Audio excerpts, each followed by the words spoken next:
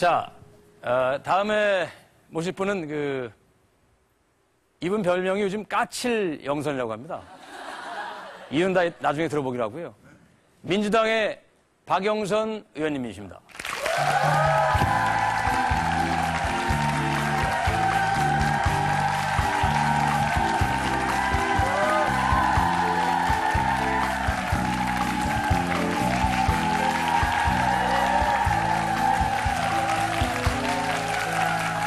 어서 오십시오. 네, 안녕하십니까. 안녕하세요. 네, 반갑습니다. 예. 앉으시죠. 예. 네.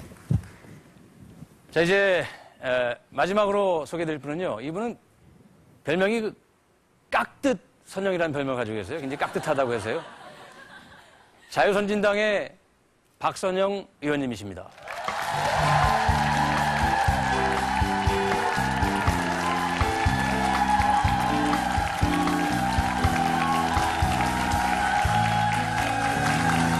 네, 어서 오십시오. 안녕하세요. 네, 안녕하세요. 반갑습니다. 고맙습니다. 네. 자리해주시죠. 반갑습니다. 제가 앉자마자 이런 말씀 드려서 좀 무거울지 모르겠습니다만 지금 국민들이 굉장히 분노하고 있는 거 아시죠?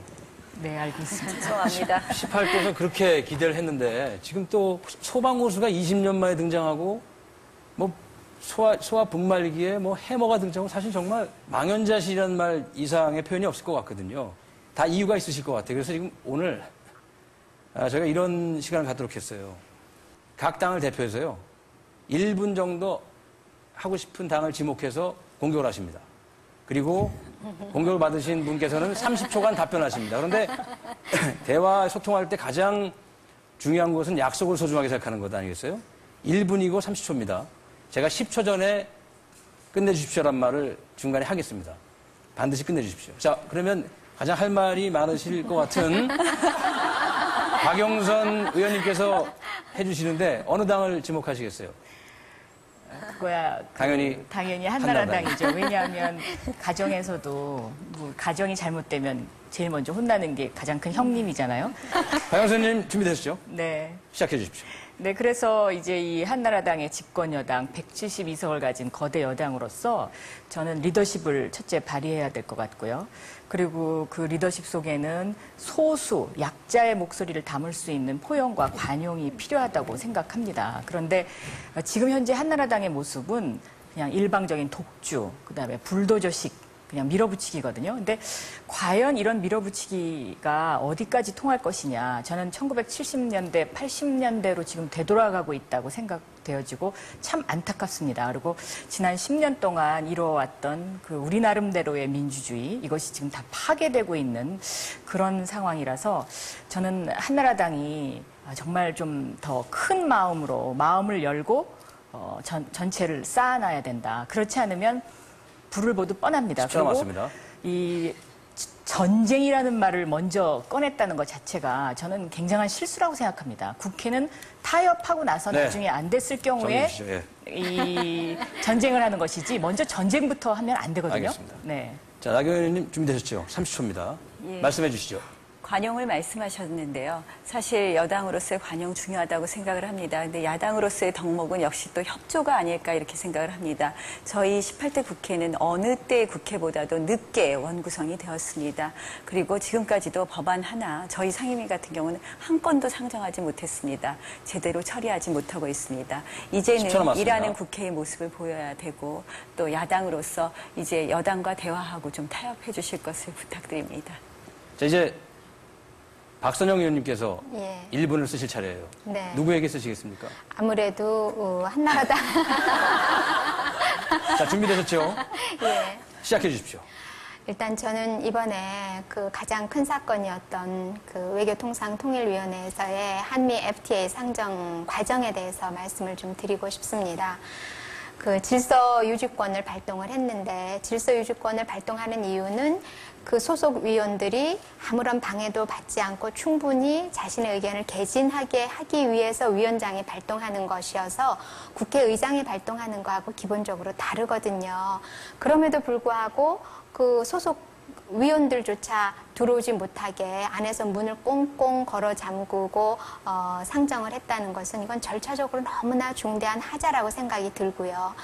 아까도 말씀이 나왔습니다만은 거대 여당입니다. 거대 여당이면은 조금 더 절차적 정당성을 확보해 가면서 소수자들의 10초 의견을 남았습니다. 충분히 수렴해서 일을 해도 하나도 어려울 게 없어요. 그럼에도 불구하고 이런 그 무리수를 둔다는 것은 우리나라의 네. 의회 민주주의 정리해 주시죠. 문제가 정말 심각하게 초래될 수 있다고 생각을 합니다. 나 의원님 준비되셨죠? 시작해 주십시오.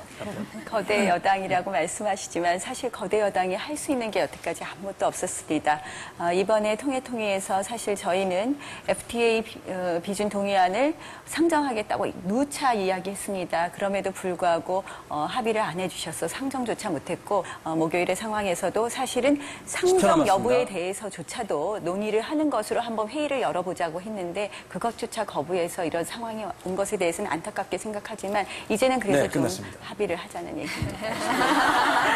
자, 이제 나 의원님께서 두 야당, 자유선진당, 민주당 한 당을 지목하셔도 좋고 동시에 말씀하셔도 좋습니다. 공격을 1분 하실 수 있습니다.